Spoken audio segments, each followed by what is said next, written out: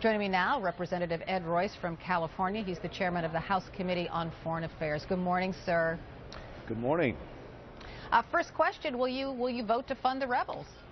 Yes, I think there'll be a majority vote probably on both sides of the aisle, simply because this is training and equipping Sunnis in the region, and we'll be doing the same with the Kurds.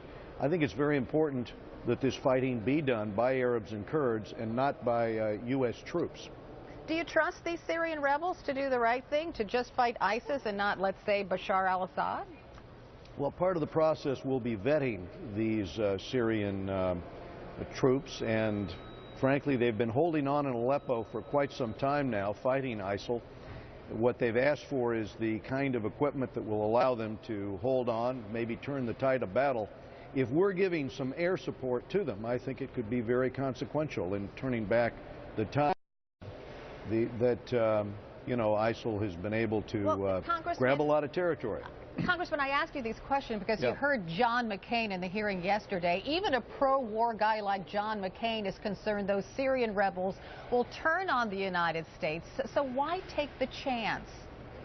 Well, actually, Senator McCain had been in favor of vetting them and training them, but the bottom line is this. Look, we've got a situation here where ISIL is expanding on the ground. You've got troops that are Kurdish, you've got Sunni troops, you've got these Syrian forces that want to fight them. We've got air power that can really degrade them from the air, but I don't think you want the 82nd Airborne on the ground down there. I don't. No Americans want do, but here's right. the thing. You said these rebels will be vetted. Who's doing the Yes. vetting? The U.S. Army is doing the vetting. What they do is they take them off-site, they take them into Saudi Arabia. The Saudis are supposed to pay for this whole operation. Our U.S. troops are there. Our Central Intelligence Agency works with them in order to give them the types of weapons they need to fight ISIS or ISIL. Well,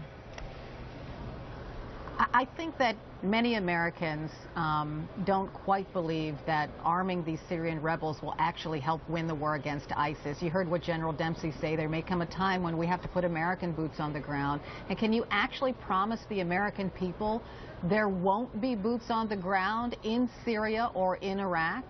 Here's what strikes me as unusual here. During the first Gulf War, when we saw, 42 divisions invade Kuwait, you had a situation where the 5th largest army in the world attacked, and U.S. air power was used, over 100,000 flights over that area, knocking out 3,700 tanks, 85% of their armored personnel carriers and trucks, and degraded and made inoperable 42 divisions.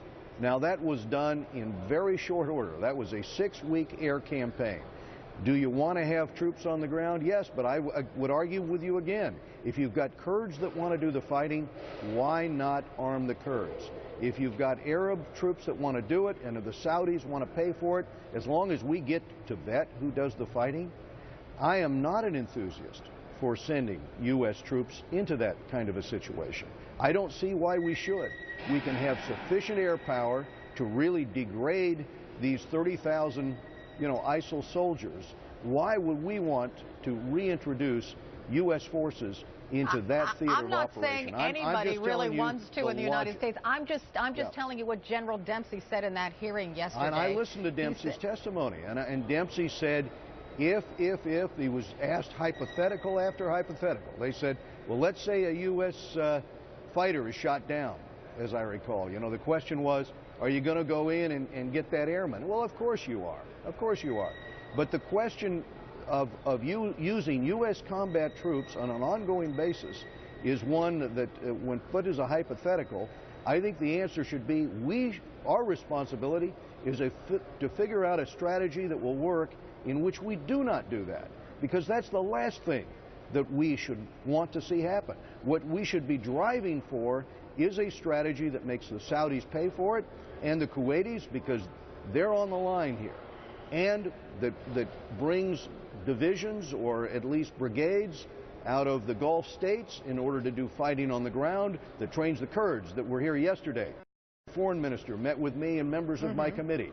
He said, we've got a force larger than the ISIL force. All we want are the anti-tank weapons, the artillery, to match them on the battlefield. We're turning them back now. Expedite the arms to us. We've had the same request, you know, from some of the Free Syrian Army. It seems to me that that's what we want to do right now, Carol, in order to make certain that we turn the tide of battle and that the fighting is actually done by Arab and by Kurdish forces who want to do that fighting. That's my thought on this. Congressman Ed Royce, thanks so much for being with me. I appreciate it. Thank you, Carol.